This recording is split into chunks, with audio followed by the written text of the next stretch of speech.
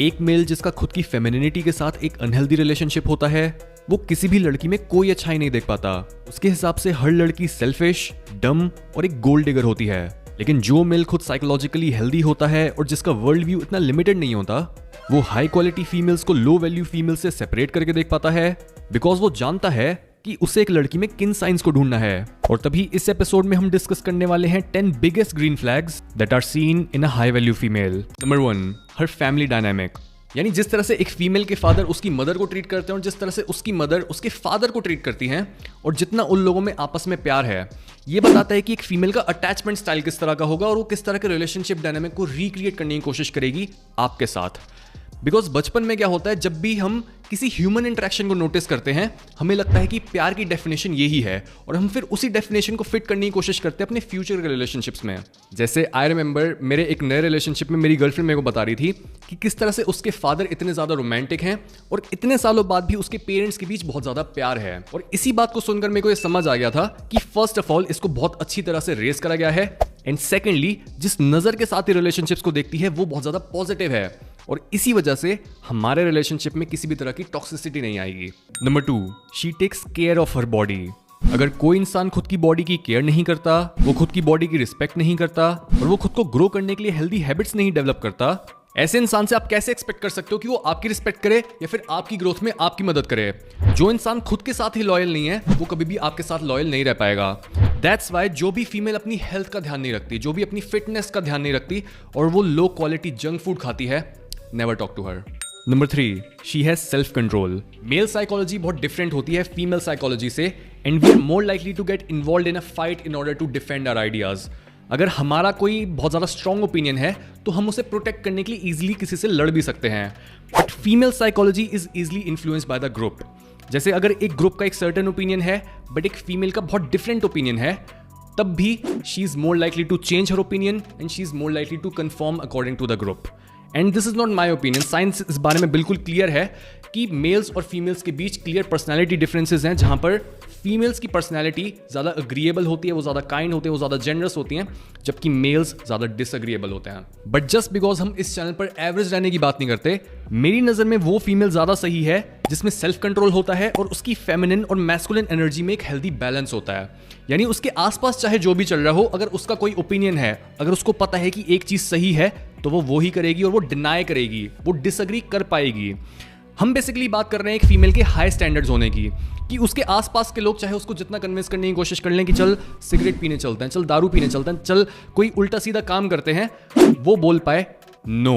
और ये नो बोलने के लिए एक फीमेल को थोड़ा सा मैस्कुलिन होना जरूरी होता है। Number 4, healthy self esteem. एक फीमेल जिसकी सेल्फ एस्टीम लो होती है और उसे एक्सटर्नल वैलिडेशन चाहिए होती है खुद के बारे में अच्छा फील करने के लिए, ये एक साइन है कि उसकी मैस्कुलिन और फेमिनिन एनर्जी के बीच एक इम्बैलेंस है, क्योंकि उसने अभी तक खुद को हील नहीं करा है।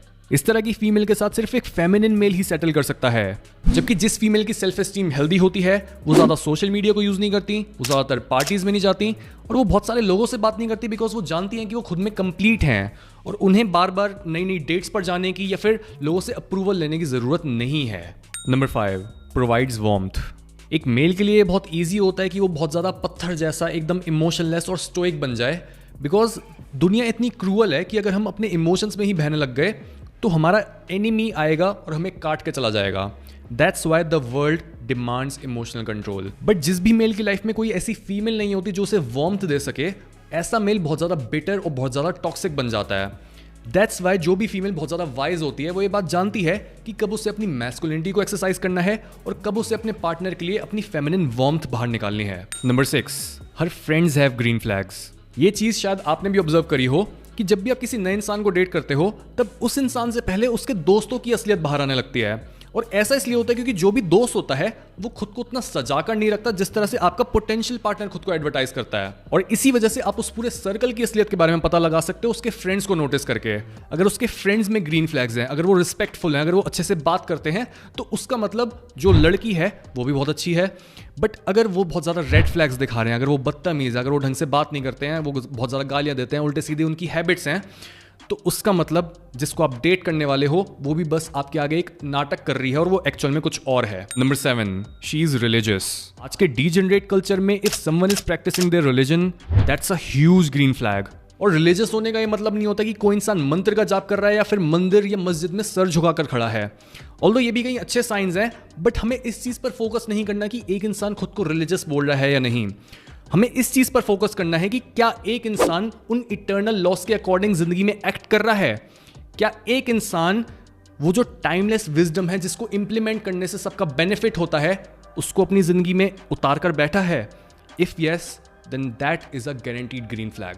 Number 8, she knows that she is the cherry. यानी वो फीमेल ये बात जानती है कि वो आपकी लाइफ में कभी भी नंबर 1 प्रायोरिटी नहीं बन सकती और आपकी लाइफ में सबसे पहले आता है आपका पर्पस। आपके लिए सबसे जरूरी है अपनी हाईएस्ट पोटेंशियल तक पहुंचना और उसके बाद आपके किसी भी तरह के रिलेशनशिप्स आते हैं। अगर वो फीमेल आपको फोर्स कर रही है कि आप उसे अपनी प्रायोरिटी बनाओ और आप अपनी पोटेंशियल पर काम करने से ज्यादा उसे अपना समय दो, दैट मीन्स वो आपको आपकी हाईएस्ट पोटेंशियल तक पहुंचने से रोक रही है and she is not the one. Number 9, her future is bright.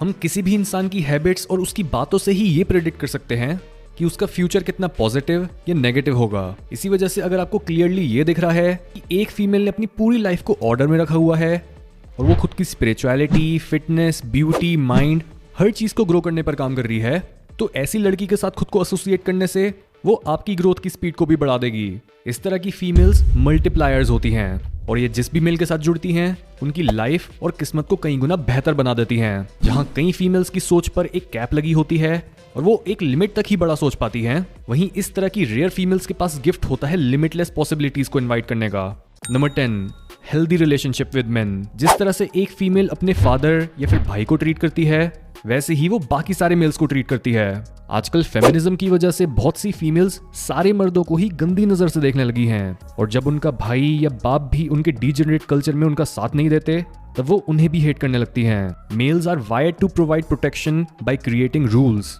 लेकिन अगर एक फीमेल इन रूल्स को टॉक्सिक समझकर उन्हीं लोगों पर पत्थर फेंकने लगे जो उसे सेफ, प्योर और वैल्यूएबल बनाए रखना चाहते हैं, तब ऐसी फीमेल के साथ रहना फेलियर को इनवाइट करने के जैसा होगा। इसलिए सिर्फ उन्हीं फीमेल्स के साथ खुद को एसोसिएट करो जो अपनी लाइफ में मौजूद मेल्स की अच्छाई भी देख पाती हैं और मैस्कुलिनिटी को हेट नहीं करती। ज्यादातर मूर्ख लड़के ये सोचते हैं कि एक लड़की को समझना और एक अच्छी लड़की को ढूंढना बहुत मुश्किल होता है, लेकिन असलियत में high value males high value female से ज्यादा रेयर हैं।